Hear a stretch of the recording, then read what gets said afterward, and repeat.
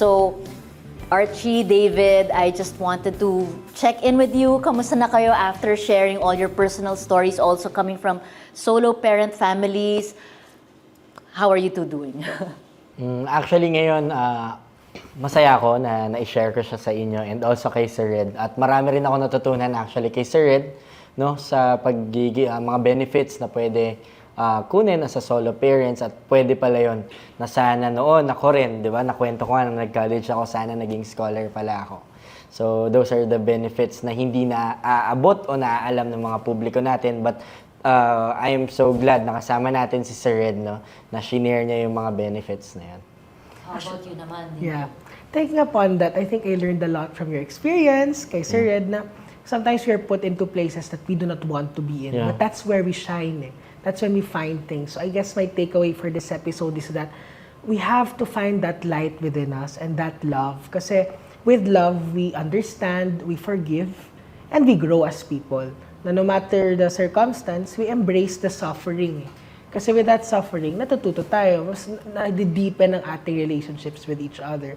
Especially with our solo parents who are really working really hard. Ako naman ang gusto ko ma-share na key takeaway are, listening to your stories, kayong dalawa laking lola. I guess a lot of us also overlook the role of, it's not necessarily the biological parent, but the relative who stands in as a parent. I'm sure there are many watching right now who can relate and to listen to your stories, to feel that they are also big parents and play a role in, stories like yours. And then, second, ang ganda ng awareness na nabigay ni Sir Red sa lahat ng nanonood. Kasi offline, ang dami nating conversation na may ganito palang batas, ito pala ang mga benefits. So, this episode is really so important to create awareness. And third, siguro yung other takeaway ko is, sobrang grateful ko na na-share nyo yung mga kwento nyo for all the viewers and for me and Sir Red to listen. Kasi, it's also important for the children of solo parents to be able to process and share things like this. And people who are listening also feel, I'm not alone, there's someone out there who shares the same story, and sana na-inspire sila pakinggan yung mga kwento nyo. So, super thank you for sharing your stories, and I'm so grateful to be here to listen to that. Thank you so much, Archie and David. Actually, kaya nga, Miss Risa, I think for the viewers out there who are really watching, napakahalaga na i-share nyo yung episode na to, you invite your friends to watch, especially yung single parents. Kasi napakaganda ng mga batas na nilathala. Ang kulang, maraming hindi alam ito. So please, let's help each other out so that we can really build a strong foundation for the family. No? Yes, Ma'am Risa, we are honored and pleased na nandito kayo sa amin ngayon today. And thank you so much sa pagsama sa amin sa Cyber Chat. Kuya Archie, si Miss Risa pa talaga nag-interview kanina. Alam mo, napashare tuloy ako ng todo-todo. Walang preno. Yes, ako din. Nakita mo yan. At muntik pa nga tayong maiyak na, no, sa mga stories.